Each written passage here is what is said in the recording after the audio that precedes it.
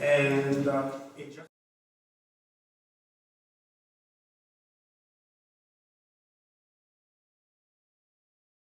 in different ways. Put it another way, people see or have different impressions about us, so also we do about other people's story. If I should bring this home a little bit, once I asked a friend, how would you describe me?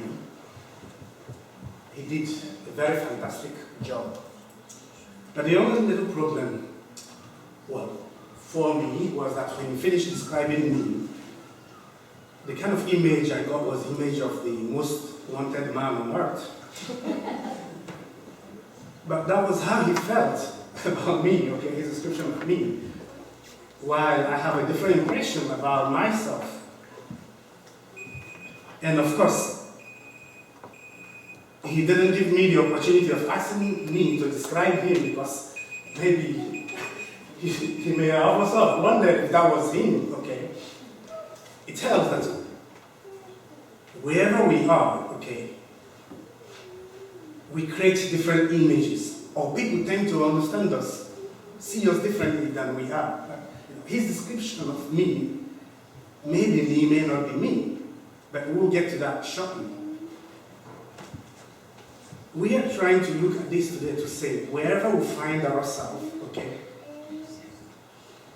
in as much as we have the Lord on our side, we know the Lord, we work hard to be good Christians, always make room. That there is a chance people do not get the message you're trying to put across. The image you're trying to put across, there's a chance others are not getting it. Equally the case that it is possible that we don't get the image, the true image of other people. What we think about them could be completely way off. But we'll go through those shortly. We read in the Bible, in the book of Matthew, chapter 16, verses 13 through 16. When Jesus came into the region of Caesarea Philippi, he asked his disciples, saying, "Who do men say that I, the Son of Man, am?" I want us to pause and think about this. This is Jesus Christ. This is God. Asking his disciples what people think he is. God, for all intent and purposes, all knowing, sees right through our hearts, but yet he's asking us, who do men say that I am? So, if Jesus would ask this question, who am I today? Not to pause and think about it that, there's a chance. People out there, my brethren, do not just get it, or I do not get my own brethren, or my brethren. So they said, some say John the Baptist, some say Elijah, and others Jeremiah or one of the prophets. 15, he said to them, "But who do you say I am?" So which means he does understand that, people out there could have different impression about him. Also, these ones that are with him, they select, or a selected few. Quite possible they will also have different impressions about him, right? We are getting to somewhere. Well, the God in his infinite wisdom didn't want to hear it all from all the 12, right? He immediately intervened and touched the lips of Peter, and he answered,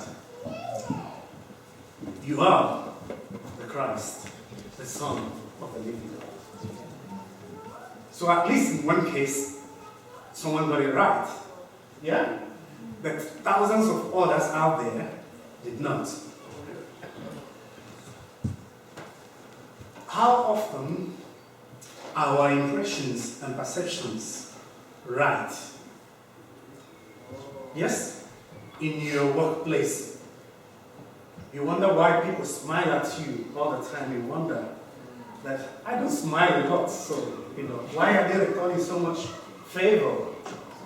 Or when you smile, everyone else frowns, yeah? And you say, what is going on here? Can they see my smile? Is my face that hard? Yeah? Always a chance that impressions are not right will make room. Well, Sarah had different identity of herself by impression, or perception if you would, of herself than God did, right? Here Sarah wasn't very correct.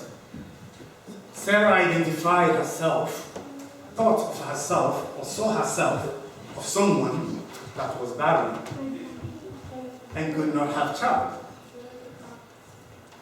That was her definition, just like the disciples of Jesus Christ saw that 2 loaves of bread and 2 fish, 5 loaves of bread and 2 fish couldn't fill the multitude.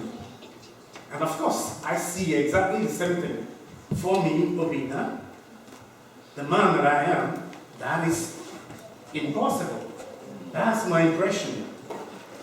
That's my perception of the situation. But of course, the Lord feels differently. Well, Sarah is like you and I, even having been told by the Lord Almighty that she was going to conceive and have a child, she smiled at the Lord and doubted. Yes. If there is anyone that knows us, I think it is the Lord. And we will get to those in course of today's sermon. If I should read through the account very quickly in Genesis 18, 9 through 14, which is the account of Sarah. In chapter 9 of Genesis 18, then they said to him, "Where is Sarah, your wife?" This was the Lord when he had visited Abraham. So he said, Abraham saying, "Here in the tent," you can see the picture. Oh yes, I should be calling that.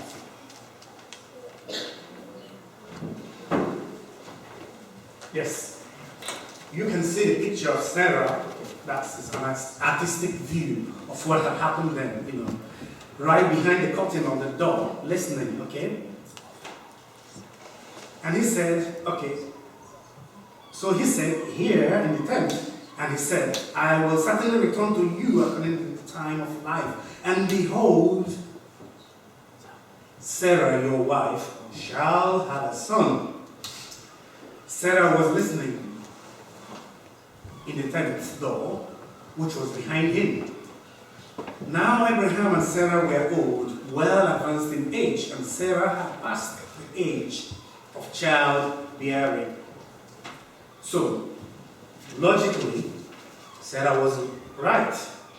She had passed the age of childbearing. I can understand with technology today. I think a couple of months ago, they talked about a woman in her 60, 61 or something that conceived and had baby in China or somewhere.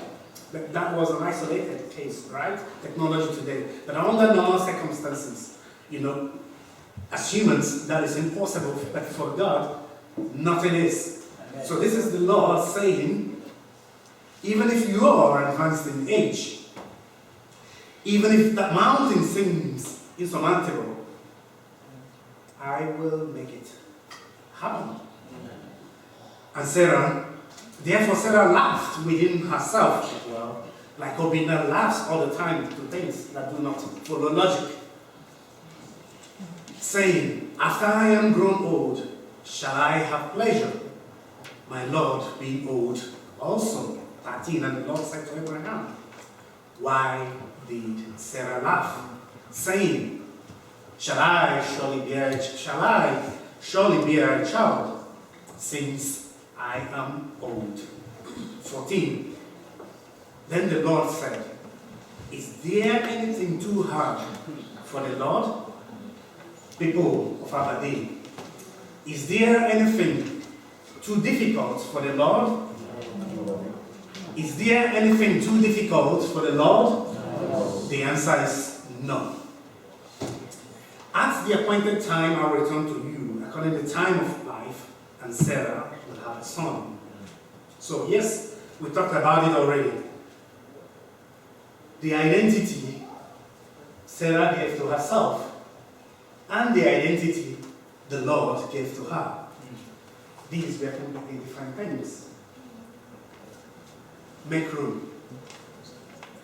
Caleb and Joshua identified Canaan differently than their comrades. We know the story, yes? The 12 spies going to check out the land of Canaan if they were able to conquer it, even if the Lord had said, here is the land I've given to you. In Numbers 13, 27 through 33, there tells us that Caleb saw opportunity in Canaan while his comrades saw doom. Rightly so. Going through 27, then they told him and said, we went to the land where you sent us. This is the 12 spies returning and giving an account of what they have seen. It truly flows with milk and honey. And this is the fruit.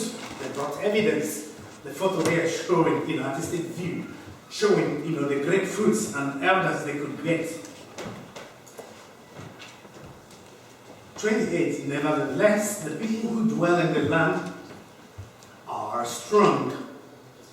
The cities are fortified and very large. Moreover, we saw the descendants of Anak. Anak are giants. So essentially, not only the city being huge, fortified, the people who live in there as huge as the city was themselves, right? Do we see such darkness in our life? Yeah? Where everything all around us are all mountains and walls, right? Do we run into such situations? Definitely we do. Definitely we do. 29, the Amalekites dwell in the land of the south. The Hittites, the Jebusites, and the Amorites dwell in the mountains. And the Canaanites dwell by the sea and along the banks of the Jordan. So essentially, everything is all laid out for no success. In summary, 30, then Caleb quieted the people before Moses and said, let us go up at once and take possession, for we are well able to overcome it. My people, this is the kind of faith we want. When we are told, that is it, this is it. This is the end of the road. There is no other chance, no other opportunity. We will tell ourselves, I'm pressing on. I can see the way. There is the silver lining behind that dark cloud. There is the road. There is the door. At the end of that tunnel, we can see that. That is the kind of faith we want. Yes, Joshua and Caleb see an opportunity while the rest of the people saw doom. And of course, in reality, if you read down to 33, you have better description. They said that the land itself, it's of its own people, right? The land where they were going, it's of its own people. So it's like the Dead Sea, rather, that supports no life. That is impression, yeah? The same story, the same situation, perhaps different account, but different take-homes. Perception might be. Make room.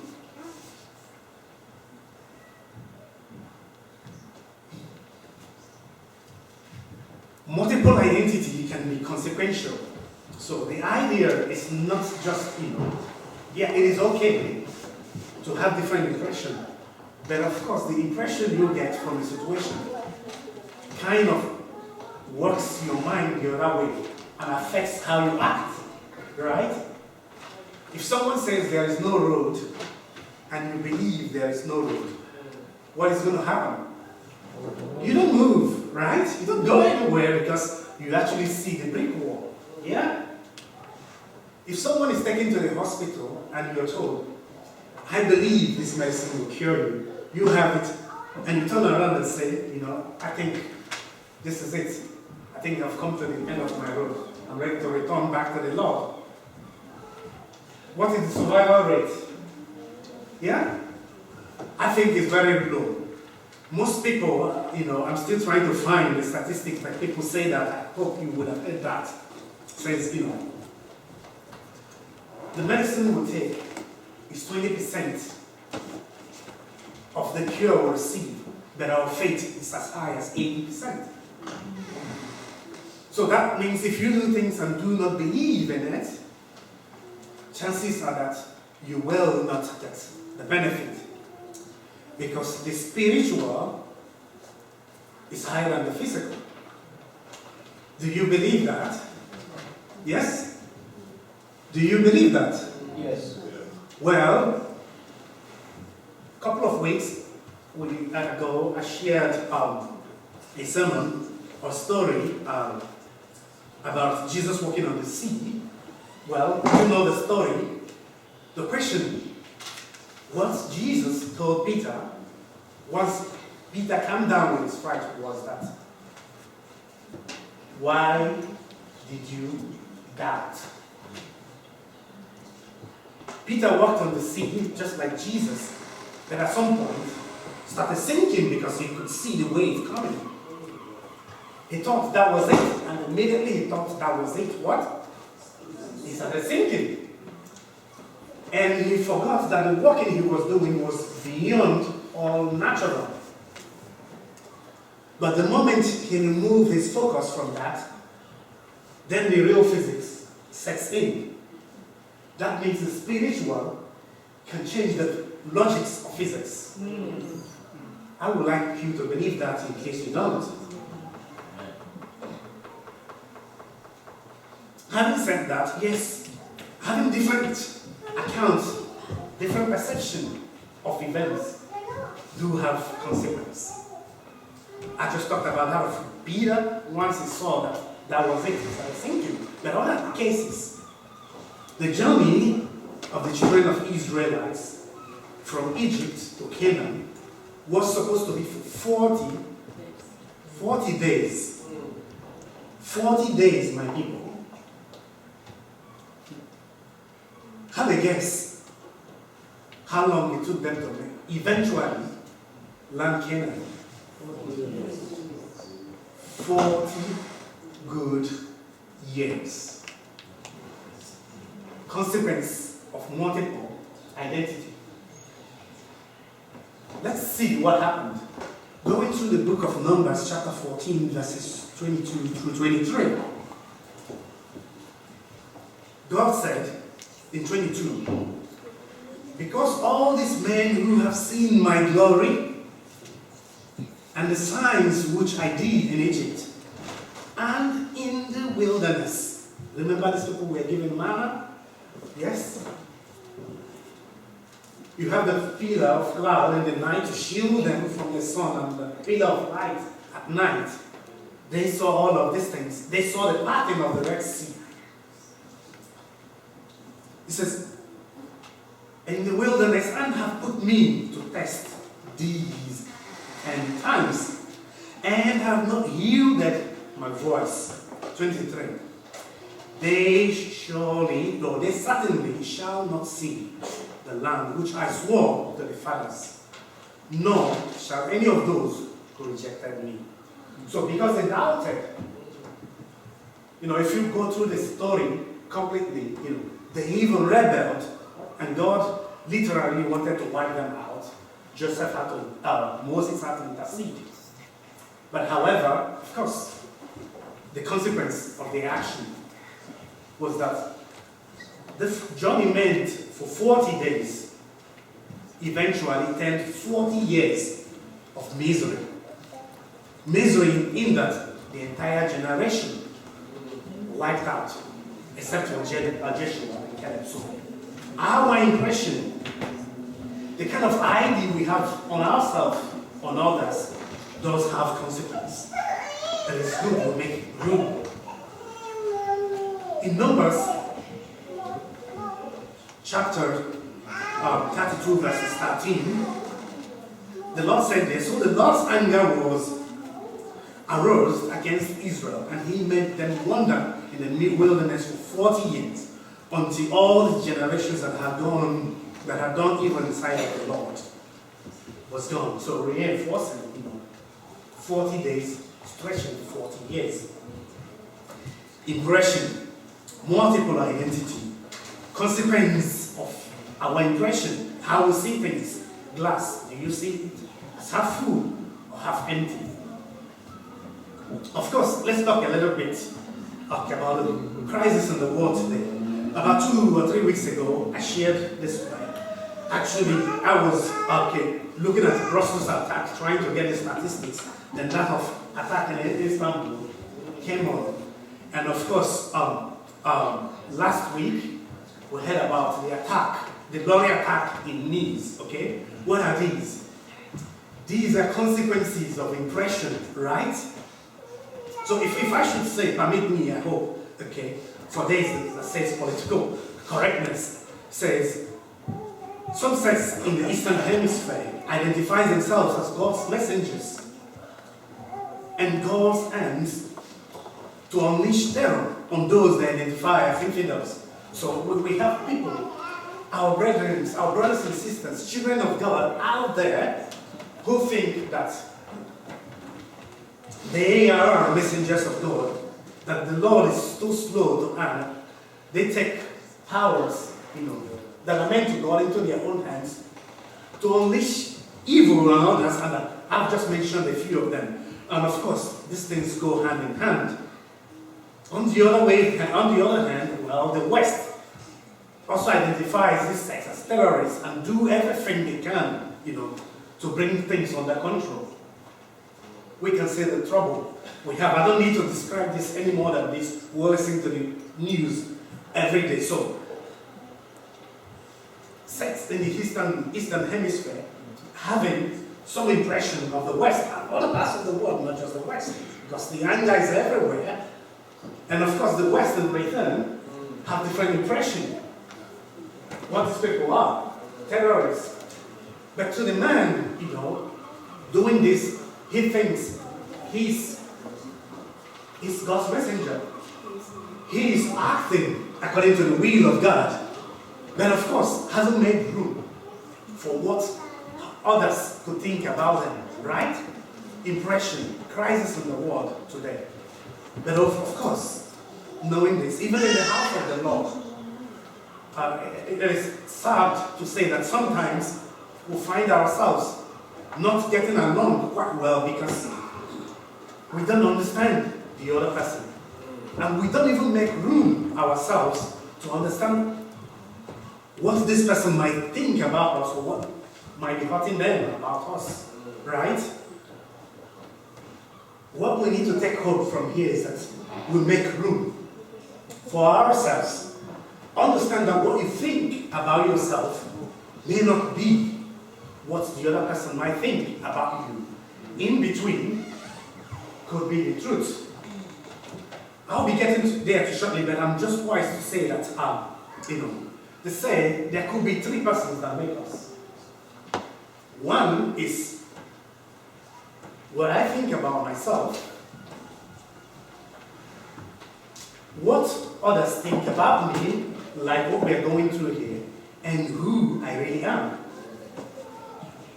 And sometimes these 3 do not agree. And there is just one person who knows who we really are. And that person is God. But understanding that, my people, wherever you find yourself, in the house of the Lord, at work, always make room. If you think that you're not happy with someone, or someone is not happy with you, understand that there could be just something little in between. And it's just that impression. How you perceive and how the other person perceives you.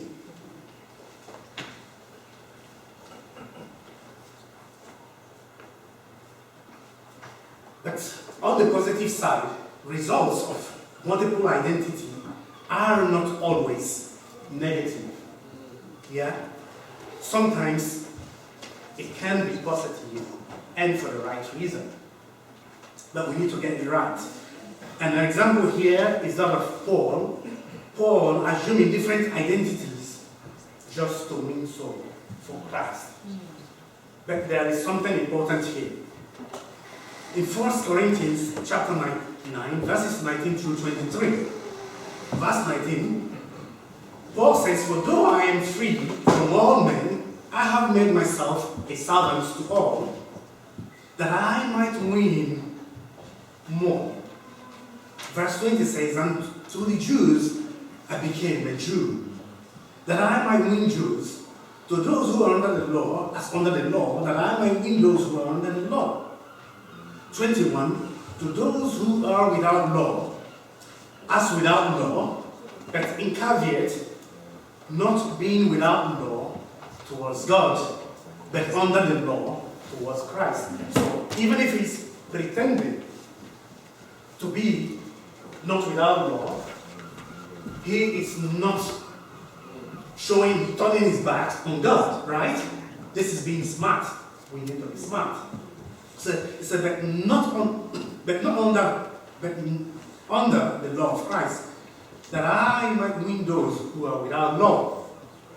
To the weak I became as weak, that I might win the weak. I have become all things to all men, that I might by all means save some. Amen. Amen? Amen. So make room. Make room that you try to meet our brothers and sisters wherever they are. Become all things to all men, but while doing this, do not compromise your faith. Amen. Amen? Amen. Well, it is good that while we have this, okay, we know that there could be differences in opinion, differences in impression, differences in identity that would then make room. Occasionally, it is good to have a health check. Like I said, asking my friend when he finished his description of me, I thought I was the most wanted man. He said, like Jesus, make room. Jesus made room to understand how others perceive him. And that was our memory text. It said, "Who do men say that I, the Son of Man?" So he's giving them the answer. Say, "I am." And after that, he asks yet further, "And who do you say that I am?" That is a health check. So time to time, find time to check with people. Especially when you see the frowning faces are no longer so, smiling faces are no also so smiling. Or on the positive side, the frowning faces are now changing, to the smiling ones. Check and find out what is going on to see if there's something we need to drop or something we need to continue doing. It is good, right? The health check. Like John the Baptist, make room to check. John the Baptist made efforts to clarify the identity of Jesus. He did not want to guess. Yeah? Sometimes we can guess. When we create impression about people, what we will do is guess, right? We can be right sometimes, and other times way off. So you can be like John the Baptist and don't guess, just ask. So it came to a point, King John was in prison, Herod threw him in prison. Things weren't going very good. He didn't see the chance of him coming out, but yet, here was Jesus, who could raise the dead, who could make the dumb to speak, who could make the deaf to hear, who could, from where he is, ask the prison gates to open, and it would. He was seemingly doing nothing for John. And John wanted to confirm, right? He sent his own disciples to Jesus to ask. And when they came to Jesus in Luke chapter, there's some water.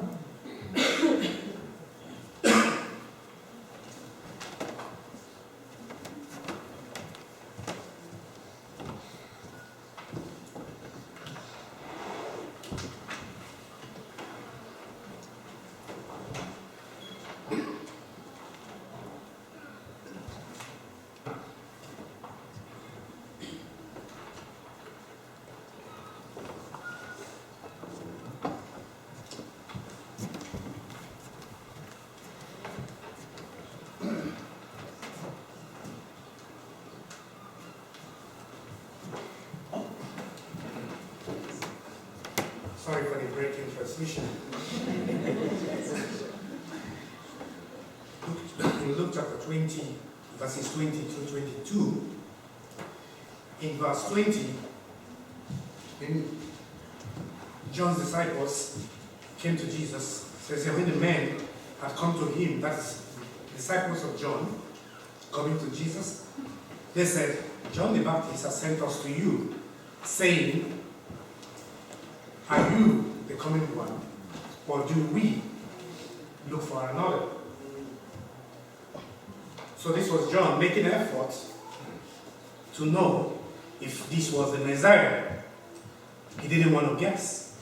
He wanted to get it right, so we can learn from that. We could check.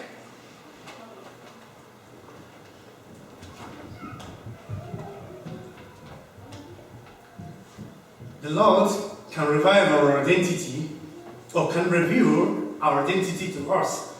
So like I earlier said,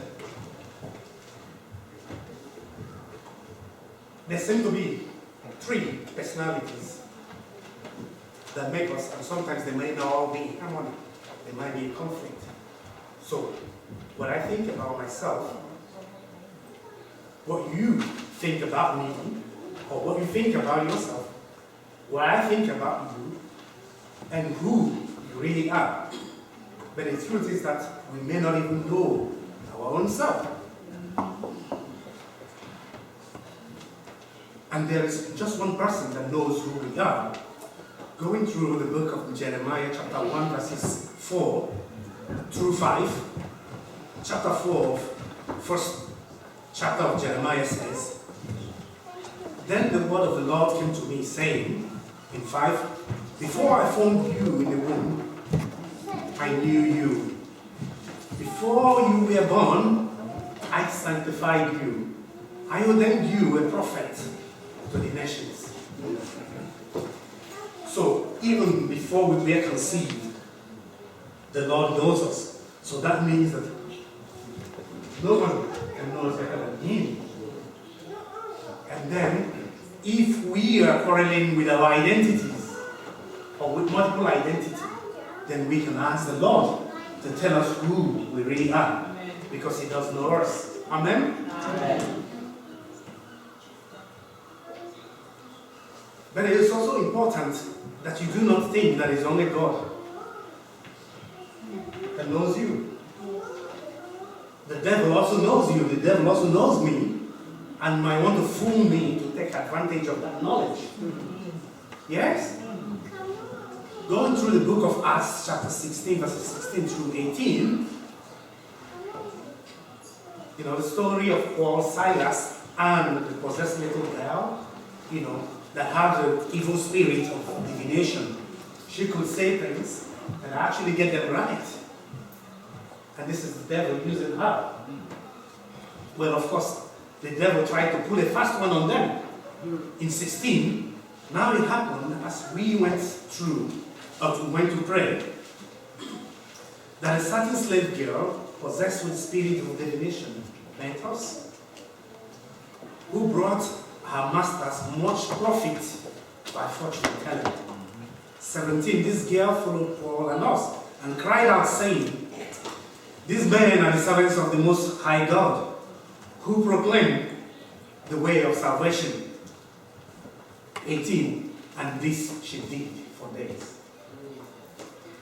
Was she right? Was the little girl right? Yes. Yes. Paul and Silas were the servants of the Most High indeed. She couldn't have been any more right. So if the devil could do this and want to play trick on Paul and Silas, in my account, I say the devil was doing that such that Paul and Silas will not pay attention to the little girl and leave them alone so that they can maintain possession of the little girl. But at some point, they intervened and asked the spirit to leave the little girl.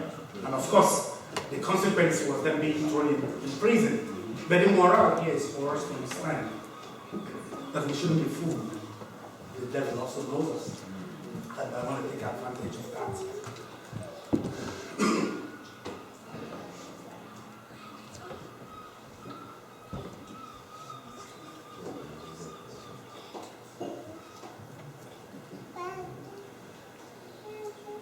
Going towards conclusion, it is important for us to know that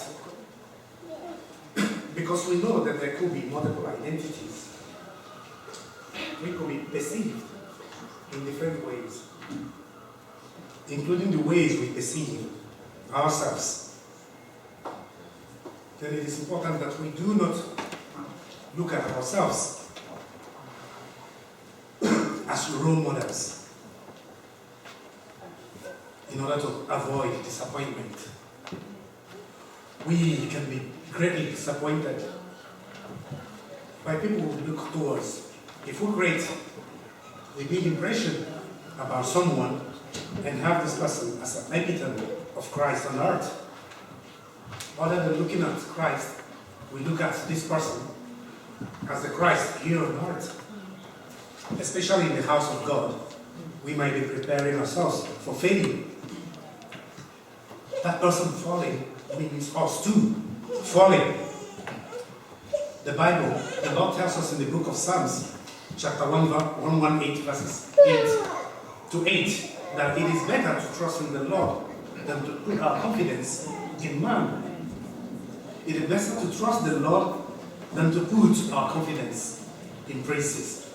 So even the kings of the earth, we should not put our confidence in them. Just about 4 weeks ago, George Osborne was one of the most powerful persons in Britain. Or in the world, if you would, the Chancellor, the man who prepares a budget and can turn your fortune around, either for good or for bad.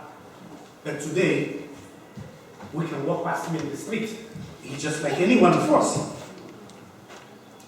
So, too bad he had to leave his job. But that tells us something today. For those that had confidence in him, that were building their companies of fortune, believing that the next policy he was going to make was going to turn their fortune around, well, they might be in for surprise today, isn't it?